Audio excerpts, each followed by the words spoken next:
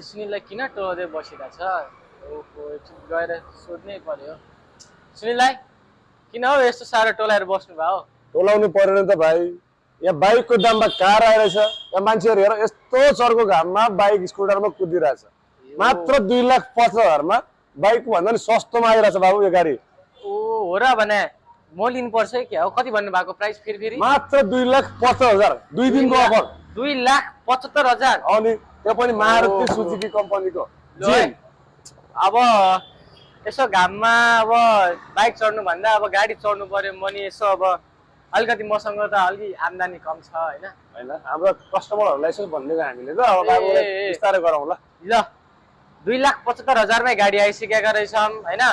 अब यस्तो घाममा के बाइक चढ्नुहुन्छ? अब ट्याक्क बाइक दिने ट्याक्क अब गाडी लिएर जानुहुन्छ है ल। फ्यान चिसो फ्यान फुरुरु हावा ओ फ्यान रे अझै हाममा फ्यान चलाउने ड्याङ गाडी कुदाउने। ल तपाईहरु यो गाडी लिन चाहनुहुन्छ भने तेमाल अटो सेन्टर भिजिट गर्नु। पाउनु एउटा कुरा बिर्सेछ।